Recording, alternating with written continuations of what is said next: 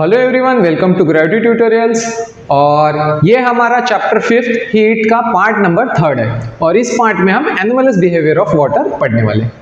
तो चलिए स्टार्ट करते हैं आज का ये पार्ट। तो हमें टॉपिक पढ़ना है एनोमलस बिहेवियर ऑफ वाटर। तो पहले तो समझ लेते हैं कि एबनॉर्मल, एनोमलस मतलब क्या होता है? एबनॉर्मल बिहेवियर, अजीब बर्ताव। तो एनोमलस बिहेवियर समझने से पहले नॉर्मली हम समझ लेते हैं ज्यादातर मेटल्स या लिक्विड्स किस तरह से बिहेव करते हैं। तो पहले तो हम देखेंगे कि मेटल्स जो है ना, नॉर्मली अगर आप उनको टेम्परेचर बढ़ाओगे तो वो क्या होते हैं? एक्सपांड होते हैं।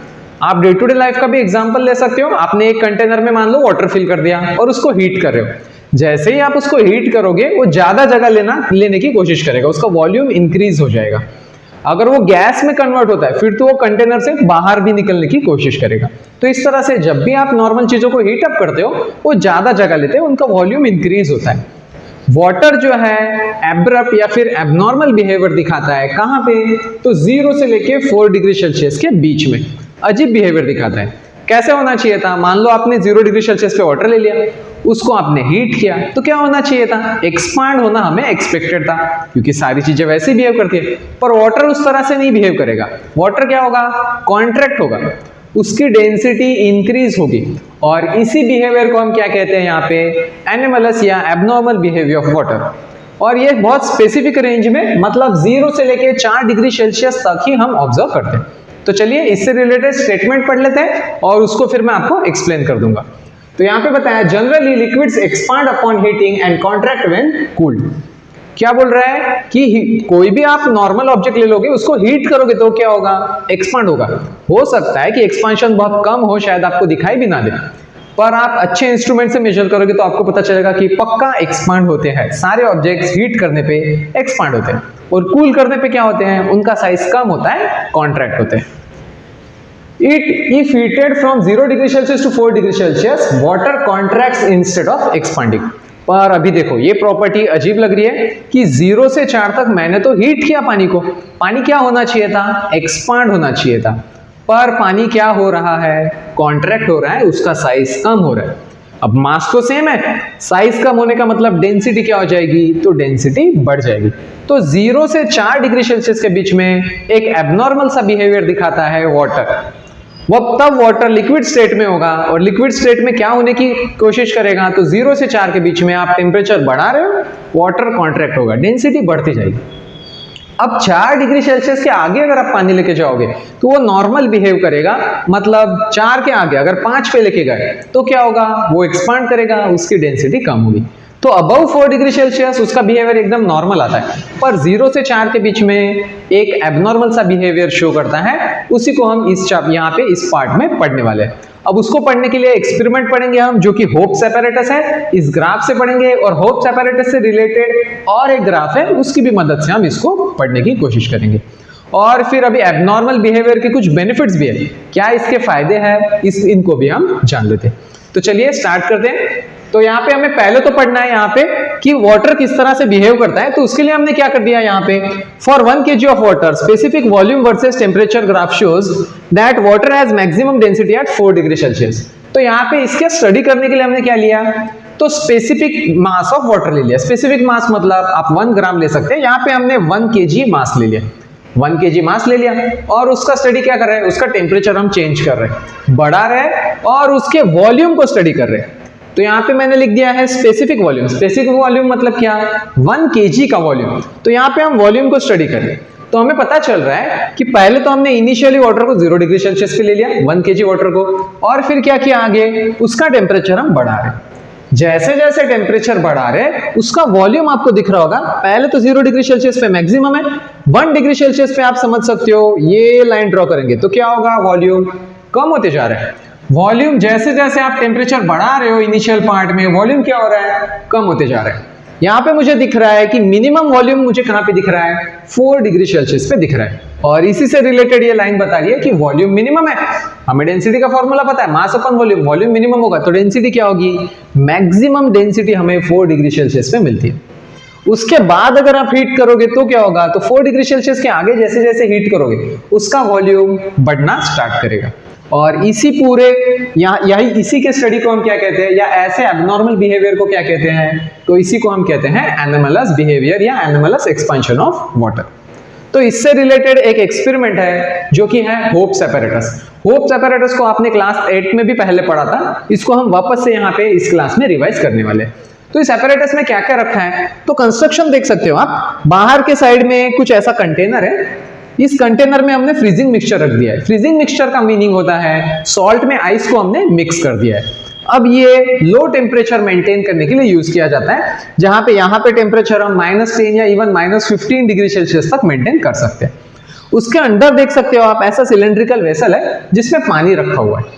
इनिशियली वो जो वाटर है ना उसके अंदर का, वो 12 डिग्री सेल्सियस पे हमने पोर कर दिया था, और उसी सिलेंडर को यहाँ पे हमने 2 थर्मोमीटर अटैच कर दिए, T1 और T2, थर्मोमीटर 1 थर्मोमीटर 2। तो यहाँ पे अभी बता देते हैं हम कि यहाँ पे किस तरह से वाटर बिहेव करेगा। तो यहाँ पे टेम्परेचर, इस पार्ट में टेम्परेचर क्या है, बहुत लो है, -10 डिग्री सेल्सियस समझ लो। और इनिशियली हमने वाटर जो पोर किया उसका टेम्परेचर क्या होगा, 12 डिग्री सेल्सियस पे होगा। अब जैसे ही ये सेंट्रल पार्ट वाला वाटर इसके कोल्ड कंटेनर के कांटेक्ट में आएगा तो क्या होगा, वो कूल करना स्टार्ट कर देगा। पर कूल करने के लिए एक स्पेसिफिक प्रोसेस फॉलो करेगा। तो हमने यहाँ पे पढ़ा था कि हीट ट्रांसफर के कौन से मोड्स होते हैं, कौन से मोड्स होते हैं, तो कंडक्शन होता है, कन्वेक्शन होता है और रेडिएशन होता है। अब कंडक्शन तो मेटल्स में दिखता है, सॉलिड चीजों में, यहाँ पे हमें पढ़ना है कन्वेक्शन। ये सारी चीज कन्वेक्शन से रिलेटेड है। तो कन्वेक्शन का एग्जांपल भी मैंने आपको फर्स्ट पार्ट में बताया था, एयर करंट। जब भी कोई चीज डेंस होती है तो वो क्या होती है, नीचे आने की कोशिश करती है। डेंसिटी अगर कम हो जाए तो क्या होगा, वो ऊपर जाने की कोशिश करेगी। तो यहाँ पे कुछ इसी तरह से हो रहा है। हम क्या कर रहे हैं, 12 डिग्री सेल्सियस से इसका टेम्परेचर कम करने की कोशिश कर रहे हैं। तो क्या होगा, डेंसिटी क्या होगी पानी की, फिलहाल बढ़ रही है। जैसे पानी की यहाँ पे पानी की डेंसिटी यहाँ पे हुई, पानी की डेंसिटी बढ़ेगी, वो कहाँ जाएगा, नीचे जाने की कोशिश करेगा। तो हमें दिखाई देगा इनिशियली तो दोनों थर्मोमीटर कितना रीडिंग दिखाएंगे, 12 डिग्री सेल्सियस दिखाएंगे। पर जैसे इसके कांटेक्ट में ला लिया जाए, फ्रीजिंग मिक्सचर के कांटेक्ट में ला लिया हमने, क्या होगा, नीचे का टेम्परेचर तेजी से कम होना स्टार्ट कर देगा। बहुत स्पीड से T1 में यहाँ पे हमें दिखाई देगा कि थर्मोमीटर की रीडिंग कम हो रही है। अब ये भी जो वाटर है, ऊपर वाला पार्ट भी जो है, वो भी ये पूरा कांटेक्ट में ही है वाटर, तो T2 को भी रीडिंग क्या होगी, कम होते हुए दिखाई देगी, पर उतने स्पीड से नहीं होगी। यहाँ पे T1 की स्पीड जो आपको दिखेगी वो बहुत तेजी से दिखेगी। T1 जल्दी जल्दी कम होते हुए दिखाई देगा, T2 धीरे धीरे कम हो रहा है। क्यों, क्योंकि जो भी डेंस पानी होगा वो कहाँ आएगा, नीचे आएगा। तो पानी मान लो 12 से 11 पे गया तो उसकी डेंसिटी क्या हो गई, बढ़ गई, तो 11 वाला पानी यहाँ पे आ गया। फिर वापस से क्या हुआ, यहाँ पे वापस से पूरा पानी का, यहाँ पे पूरा जो टेम्परेचर है वो क्या होगा, थोड़ा सा 11 के करीब पहुंच गया। ये भी 12 से कुछ 11.5 पहुंच गया और ये कुछ 11 पे पहुंच गया। अब वापस से यहाँ पे 1150 वाला जो वाटर होगा वो क्या होगा, कांटेक्ट में आया, वापस से ठंडा हुआ, वापस नीचे आ जाएगा। मान लो उसका टेम्परेचर 10 डिग्री सेल्सियस हो गया, तो इस तरह से जो ठंडा होगा पानी वो नीचे आएगा। उसी को हम क्या कह रहे हैं यहाँ पे, कन्वेक्शन। कन्वेक्शन एक करंट की तरह होता है, पानी नीचे फ्लो करता रहेगा। धीरे धीरे यहाँ का टेम्परेचर धीरे धीरे कम हो रहा है, यहाँ का टेम्परेचर तेजी से कम हो रहा है, और इस तरह से टेम्परेचर में ड्रॉप आपको दिखाई देगा। ये टेम्परेचर में ड्रॉप आपको कब तक दिखाई देगा, जब तक पूरे वाटर का temperature 4 degree Celsius, exactly 4 degree Celsius तक ना पहुंचे। फिर 4 डिग्री सेल्सियस पे आने के बाद क्या होगा, तो यहाँ पे भी मैक्सिमम डेंस वाटर है, 4 डिग्री सेल्सियस पे डेंसिटी मैक्सिमम हो गई, तो ये पूरा का पूरा जो कंटेनर है एक साथ 4 डिग्री सेल्सियस पे आएगा। तो इसको समझो पहले तो, जैसे मान लो पूरे कंटेनर में पानी का टेम्परेचर जो है 5 डिग्री सेल्सियस हो गया, उसके बाद 5 वाला इसके कांटेक्ट में आएगा तो क्या होगा, 4 हो जाएगा, और 4 की डेंसिटी आपने यहाँ से देख रखी है मैक्सिमम है, तो 4 वाला नीचे आएगा। उसके बाद यहाँ पे कांटेक्ट में आएगा वापस 5 वाला, तो उसकी भी टेम्परेचर कितना होगा, 4, तो वापस यहाँ पे आएगा, फिर यहाँ पे आएगा, यहाँ पे, फिर ऊपर वाले पार्ट में, तो पूरा का पूरा 4 डिग्री सेल्सियस के पानी से फिल हो जाएगा। उसके बाद जो फेनोमेना दिखाई देगा वो अभी एनोमलस या एब्रप्ट होगा। क्यों इस तरह से होगा, तो यहाँ पे अजीब फेनोमेना इसलिए देखने को मिलेगा हमें क्योंकि जब 4 के नीचे टेम्परेचर आएगा, अब पहले तो ये सारा का सारा टेम्परेचर कितना हो गया, 4 डिग्री सेल्सियस, अब उसके बाद जब वाटर इसके कांटेक्ट में आएगा तो कितना टेम्परेचर होगा, 3 डिग्री सेल्सियस। पर 3 डिग्री सेल्सियस पे क्या डेंसिटी कम होगी क्या, नहीं, डेंसिटी मिनिमम मैक्सिमम होगी क्या, तो डेंसिटी मैक्सिमम हमें नहीं दिखाई देगी, डेंसिटी कम होते हुए दिखाई देगी। और कम डेंसिटी वाला पानी किधर जाएगा, कम डेंसिटी वाला पानी ऊपर जाएगा। मतलब ये नीचे का जो 4 है वो 4 ही रह जाएगा, और जो 3 डिग्री सेल्सियस वाला पानी है वो ऊपर जाने की कोशिश करेगा। अब ऊपर जाने के बाद क्या होगा, यहाँ पे जो पानी है वो वापस और ठंडा होगा, 2 डिग्री सेल्सियस पे आ गया मान लो, तो 2 वाला भी पानी किधर जाएगा, ऊपर ही जाएगा, क्योंकि उसकी डेंसिटी क्या हो गई, कम हो गई।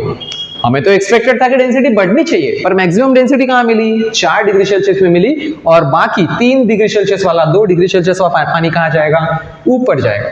अब धीरे धीरे ये पानी क्या होगा, ठंडा होते जाएगा।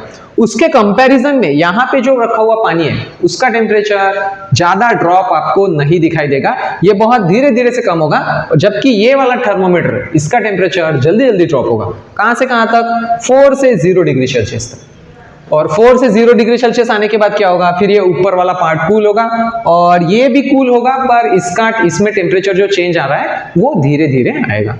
तो इस तरह का फेनोमेना हमें यहाँ पे दिखाई दे रहा है, जो बता रहा है हमें कि मैक्सिमम डेंसिटी जो होती है पानी की वो कहाँ पे होती है, 4 डिग्री सेल्सियस पे एकदम मैक्स टू मैक्स डेंसिटी होती है। इसलिए आपने ये भी आमतौर पे देखा होगा कि आप अगर आइस पानी के ऊपर रखते हो तो आइस क्या होता है, फ्लोट होता है। क्यों, क्योंकि आइस की डेंसिटी क्या है, पानी से कम है, और कम डेंसिटी वाली चीजें फॉर एग्जांपल प्लास्टिक हो गया, आपने पानी पे रख दिया तो क्या होता है, तैरता है। उसी तरह से आइस भी यहाँ पे जमा होगा, ना कि यहाँ पे आइस बनेगा। तो इससे रिलेटेड कुछ क्वेश्चंस भी है जो कि आपके टेक्स्ट से हैं, इनको भी हम समझ लेते हैं। ये कह रहा है कि पहले तो ये तो हमने पढ़ लिया कि मैक्सिमम डेंसिटी कहाँ पे है, 4 डिग्री सेल्सियस पे। क्वेश्चन पहला कहता है aquatic plants and animal survive even when temperature is below 0 degree Celsius. तो एक्सट्रीम कोल्ड टेम्परेचर जहां पे भी होता है, मान लो अंटार्कटिका में या पोलर रीजन्स में, तो वहां पे आपने देखा होगा एक्सट्रीम कोल्ड टेम्परेचर होता है, हर जगह बर्फ छाई हुई होती है, फिर भी अंदर जो एक्वेटिक प्लांट्स या एनिमल्स होते हैं वो सर्वाइव करते हैं। तो कैसे सर्वाइव करते हैं, तो वहां पे भी एनिमलस एक्सपांशन की मदद उनको, एनिमलस बिहेवियर की मदद उनको मिलती है। तो क्या होता है, मान लो टेम्परेचर लो होते होते 4 डिग्री सेल्सियस तक आ गया, तो क्या होगा, पूरा पानी, तालाब के नीचे का पूरा पानी क्या होगा, 4 डिग्री सेल्सियस पहुंच जाएगा। अब बाहर की हवा और ठंडी हो गई, मान लो एकदम से एब्रप्टली चेंज आ गया, -10 पे पहुंच गई हवा, तो क्या होगी, वो हवा जो है वो ऊपर वाले पानी के साथ कांटेक्ट में आएगी, और उसकी वजह से क्या होगा, ऊपर वाला जो पार्ट होगा पानी का वो कूल होगा। कूल होते होते कहां तक पहुंचेगा, 0 डिग्री सेल्सियस पे, और 0 डिग्री सेल्सियस पहुंचने के बाद यहाँ पे क्या बन जाएगा, सॉलिड आइस का लेयर एक बन जाएगा।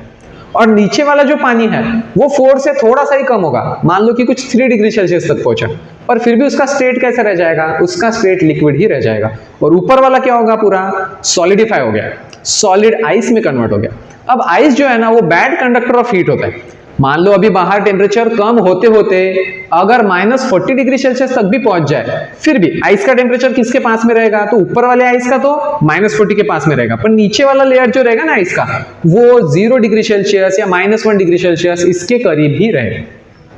उसके नीचे का जो पानी है ना वो 1 या 2 डिग्री सेल्सियस पे रह जाएगा।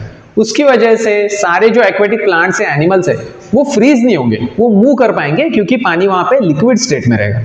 तो इस तरह से यहाँ पे कोल्ड टेम्परेचर में ये एनिमल्स बिहेवियर जो है पानी का, ये एनिमल्स और प्लांट्स को हेल्प करता है सर्वाइव करने के लिए। नेक्स्ट इसमें पढ़ना है हमें, in cold regions pipes break during winter. क्या वहां पे पाइप ब्रेक होते हैं क्या, तो यहाँ पे हम इंडिया में रहते हैं, इंडिया में तो ऐसा फिनोमेना हमें नहीं दिखाई देता, इतनी ठंड पड़ती नहीं है, पर जहां पे एक्सट्रीम कोल्ड टेम्परेचर पड़ती है वहां पे क्या होगा, पानी पहले पाइप में भर जाएगा और उसके बाद ठंडी के मौसम में पानी एक्सपांड करना स्टार्ट करेगा जब आइस में कन्वर्ट होगा तो, और वो क्या करेगा, पाइप पे एक्सट्रीम प्रेशर डालेगा, उस प्रेशर की वजह से पाइप बर्स्ट हो जाएंगे, फूट जाएंगे। इससे रिलेटेड आप सिंपल एक्सपेरिमेंट भी घर पे करके देख सकते हो। आप कांच की एक बोतल ले लो, उसमें पूरा कोने तक पानी भर दो और उसको कैप लगा दो। कैप लगाने के बाद अगर आप उसको फ्रीजर में रख दोगे तो एक दिन बाद देखोगे तो आपकी बोतल में क्रैक्स आपको दिखेंगे। किस वजह से क्रैक्स आए, क्योंकि वाटर ने क्या किया, जब वो ठंडा होकर सॉलिड में कन्वर्ट हुआ तो एक्सपांड हुआ, और एक्सपांशन की वजह से उसने बोतल के सरफेस को धक्का दिया, उसको ब्रेक कर दिया। अब इसी होप्स एपैरेटस से रिलेटेड ये पूरा का पूरा ग्राफ है जिसको हम यहाँ पे पढ़ेंगे। तो चलिए जान लेते हैं कि ये ग्राफ क्या बता रहा है हमें। तो आप देख सकते हो, जैसा मैंने बताया था कि इनिशियली स्टार्टिंग में हमने टेम्परेचर कहां से स्टार्ट किया, 12 या 13 डिग्री से स्टार्ट किया था, और स्टार्टिंग में यहां पे हमारे फ्रीजिंग मिक्सचर में किसका टेम्परेचर तेजी से गिर रहा था, तो T1 वाला जो थर्मोमीटर था, मतलब ये थर्मोमीटर T1 वाला, उसका टेम्परेचर वक्त के साथ कैसे गिर रहा था, बहुत तेजी से कम हो रहा था, जल्दी जल्दी कम हो रहा था। जबकि T2 का टेम्परेचर क्या हो रहा था, वो भी कम हो रहा था, पर वो धीरे धीरे स्लोली कम हो रहा था। और फिर एक ऐसा टेम्परेचर आया जहां पे T1 थर्मोमीटर मेरा 1 और थर्मोमीटर 2 दोनों का रीडिंग क्या आया, सेम आया। और वो टेम्परेचर क्या है, वो बहुत ही स्पेशल टेम्परेचर है, वो है 4 डिग्री सेल्सियस। 4 डिग्री सेल्सियस क्यों स्पेशल है, क्योंकि 4 डिग्री सेल्सियस पे हमें मैक्सिमम डेंसिटी मिलती है, वाटर की डेंसिटी मैक्सिमम होती है। तो 4 डिग्री सेल्सियस पे ये T1 और T2 के रीडिंग्स क्या होंगे, सेम दिखाई देंगे। उसके बाद फेनोमेना जो होगा वो थोड़ा उल्टा होगा। क्या फेनोमेना दिखाई देगा, T2 का टेम्परेचर जल्दी जल्दी कम होगा, जबकि T1 का टेम्परेचर धीरे धीरे कम होगा। तो यहाँ पे भी आप देख सकते हो T2 का जो टेम्परेचर है वो जल्दी जल्दी ड्रॉप हुआ और T1 का टेम्परेचर ड्रॉप होने के लिए काफी वक्त लग गया या फिर स्लोली ड्रॉप हुआ।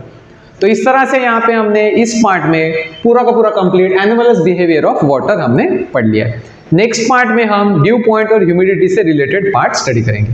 Thank you everyone.